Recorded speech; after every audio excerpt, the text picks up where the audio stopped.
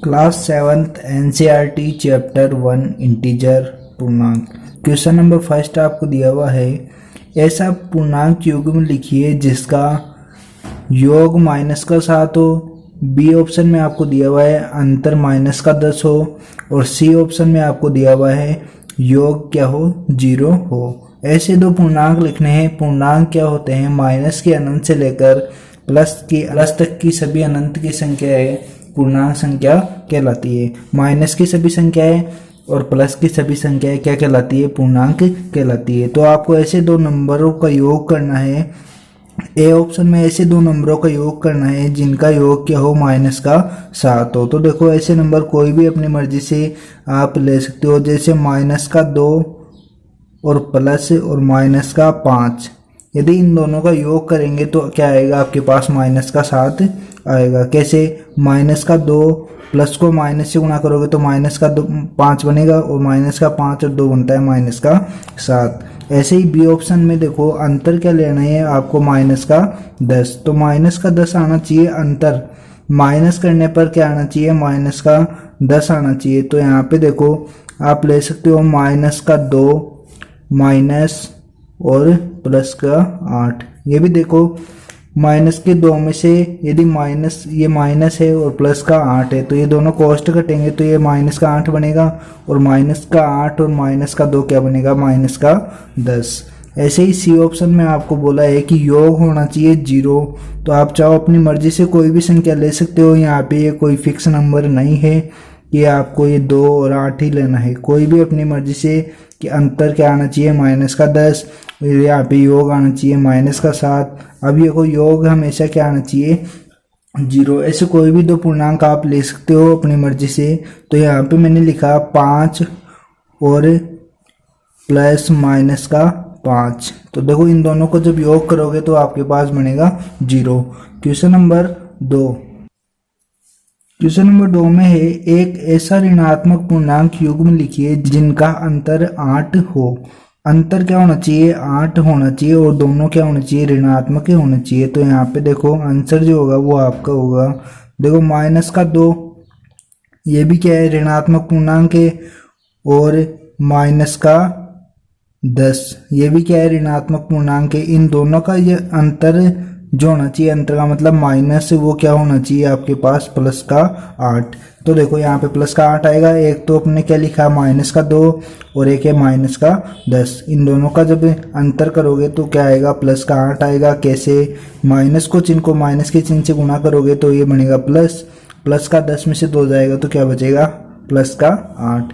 ऐसे ही इसी क्वेश्चन का क्वेश्चन नंबर 2 आपको दिया हुआ है, बी ऑप्शन। एक ऋणात्मक पूर्णांक और धनात्मक पूर्णांक लिखिए जिनका योग -5 हो। एक तो लिखना है आपको ऋणात्मक पूर्णांक और एक लिखना है धनात्मक पूर्णांक और योग होना चाहिए क्या, -5। तो यहाँ पे देखो यदि आप प्लस के 5 प्लस -10। तो यहाँ पे देखो ये तो धनात्मक पूर्णांक और ये क्या है, ऋणात्मक पूर्णांक। जब इन दोनों का योग करते हो तो क्या आ रहा है, -5 आता है। तो यहाँ पे चाहो तो इसको इधर लिख लेना, चाहो तो इसको इधर लिख सकते हो। जैसे प्रश्न में पहले बोला है ऋणात्मक संख्या, तो इसको आप इधर भी लिख सकते हो, कोई प्रॉब्लम नहीं है। थर्ड ऑप्शन आपको दिया है, एक ऋणात्मक पूर्णांक और एक धनात्मक पूर्णांक लिखिए जिनका अंतर -3 है। तो यहाँ पे देखो यदि -2 माइनस और प्लस का 1, ये दो संख्या आपके पास है। देखो ये तो माइनस की ऋणात्मक संख्या और ये क्या है, प्लस की संख्या। दोनों का जब अंतर करो तो क्या आएगा, -3 आएगा। कैसे, देखो -2 और -1 क्या बनेगा, -3 बनेगा। ये आपका आंसर है। इसी प्रकार क्वेश्चन नंबर 3, किसी प्रश्नोत्तरी के 3 उत्तरोत्तर चक्रों में टीम ए द्वारा प्राप्त किए गए अंक -40, 10 और 0 थे और टीम बी द्वारा प्राप्त किए गए अंक 10, 0, -40 थे।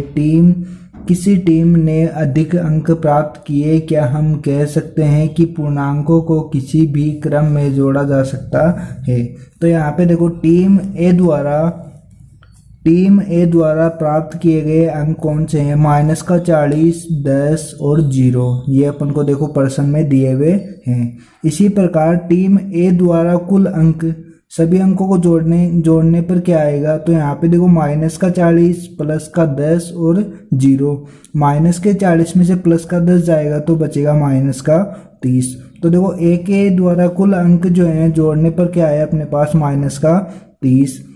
ऐसे ही टीम बी द्वारा प्राप्त किए गए अंक, टीम बी द्वारा देखो ये अंक प्राप्त किए गए हैं 10, 0, माइनस का 40। इसी प्रकार टीम बी के कुल अंक जो है आपके वो है 10 प्लस 0 प्लस माइनस का 40।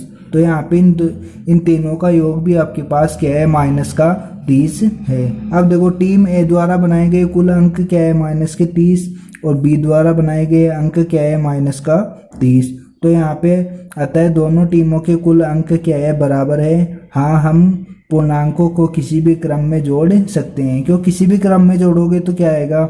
माइनस का 30 ही आएगा। चाहे से माइनस के 40 को यहाँ पे लिखो, चाहे से 10 को इधर लिखो, जोड़ोगे तो क्या आएगा? माइनस का 30 ही आएगा। इसी प्रकार क्वेश्चन नंबर आपका 4 है।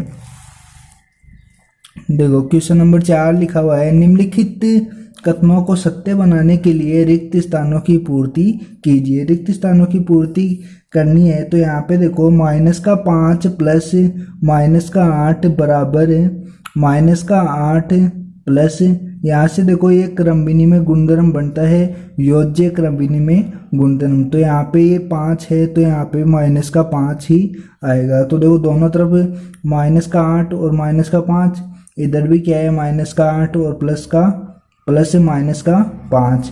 यहाँ पे आपको देखो गुणधर्म बताएं तो देखो यहाँ पे देखो क्रम विनिमय गुणधर्म का योज्य गुणधर्म क्या है? a प्लस बी बराबर b प्लस ए। केवल यहाँ पे संख्याओं का क्रम चेंज हुआ है, यहाँ पे a है तो यहाँ पे पहले b आ गया, यहाँ पे बाद में b है तो यहाँ पे पहले आ गया। तो यहाँ पे केवल ये तो योज्य गुणधर्म है, और यहाँ पे गुणा का चिन्ह आ जाए तो ये क्या बन जाएगा? गुणात्मक गुणधर्म। इसी प्रकार योज्य तत्समक होता है कि किसी भी संख्या में 0 प्लस करने पर वही संख्या आती है।